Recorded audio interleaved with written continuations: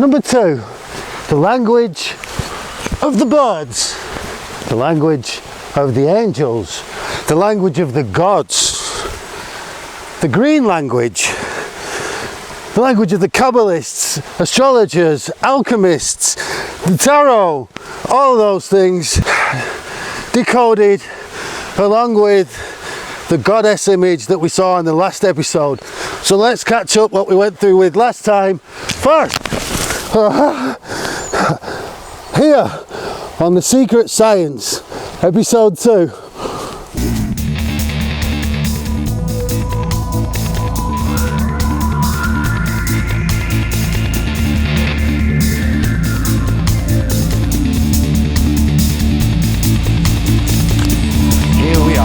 At the top of the arch that last week we're at the bottom of, decoding the earth goddess symbology with the geometric hidden pattern inside.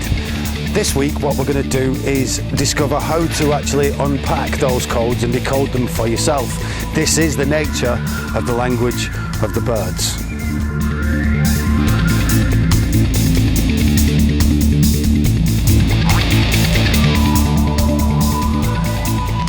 Language is brilliant. I try and use it every time I speak, but the problem with it is that it can quite easily be lost. Look at Latin. For a good while we weren't even sure how it was spoken, even though we still write it down all the time. Now, the ancients came up with another method. They used symbols, stairs, as an archetype. So stairs go up somewhere. They take a little bit of effort to get up there, or they might lead downwards depending on which way you're facing and which way your mind is. So a wall, equally, a wall means to divide or to fortify and other similar things. And you can use these archetypes to infer the meaning of the symbol.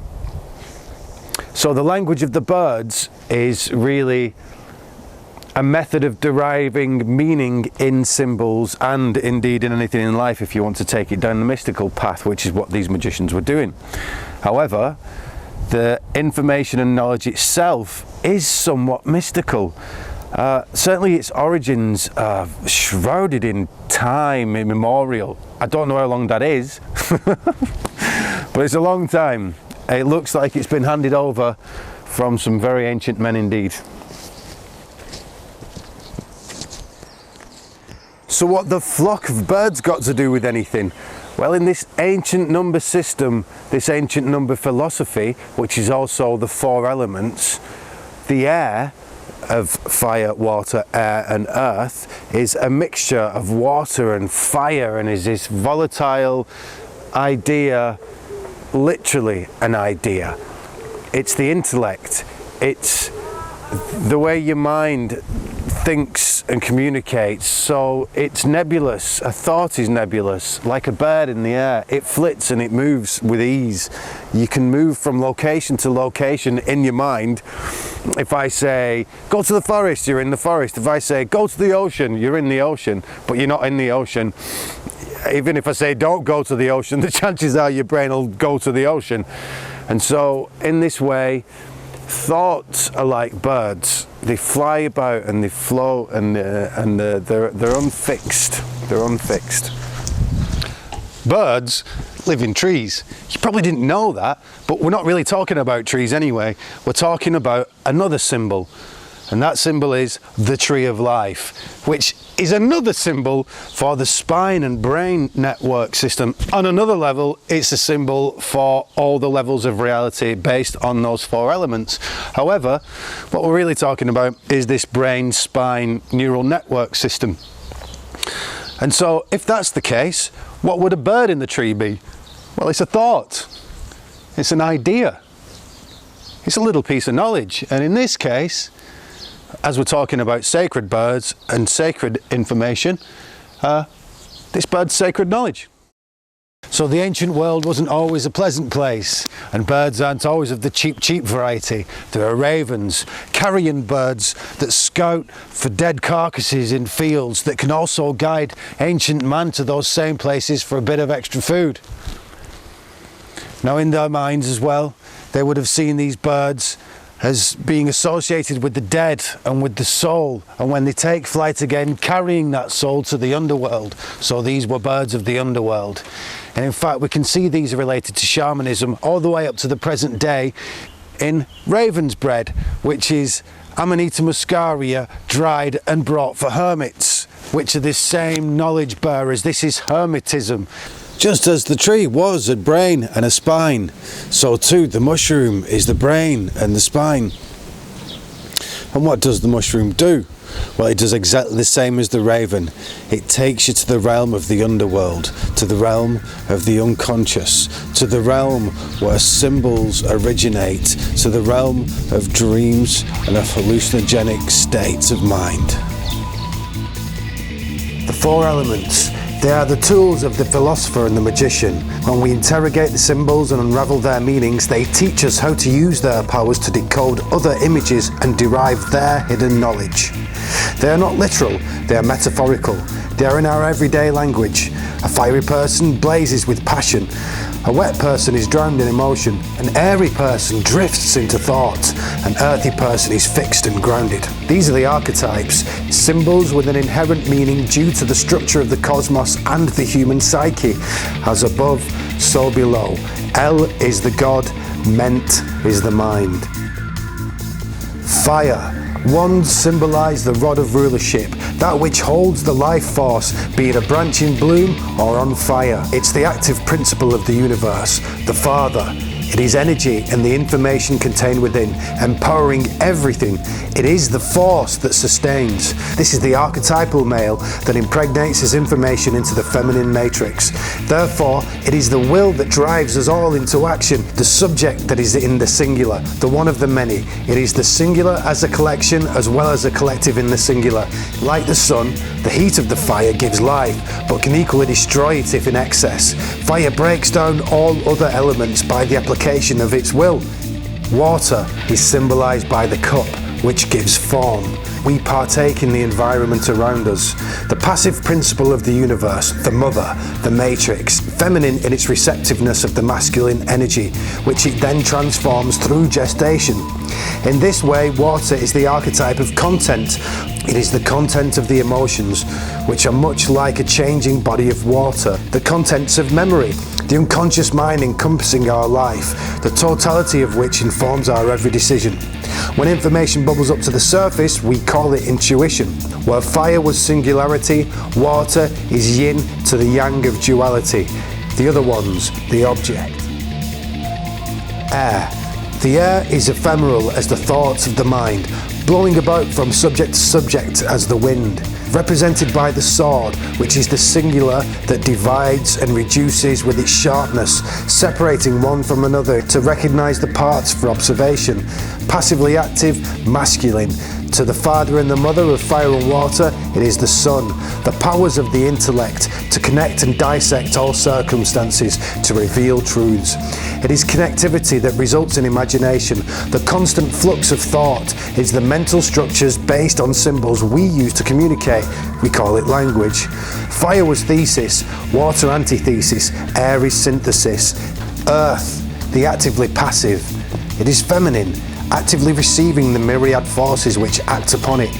This is the daughter to the mother and father, the resulting power from the higher realms mixed down into one form.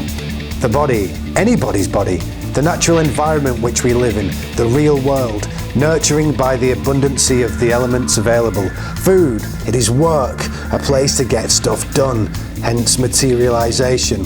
We use our energy, guided by our emotions, structured by mind, into the earth, and hence growth. It is represented by the coin and the disc, in that it is a storehouse of energies, all the elements into one, to rebirth and begin again.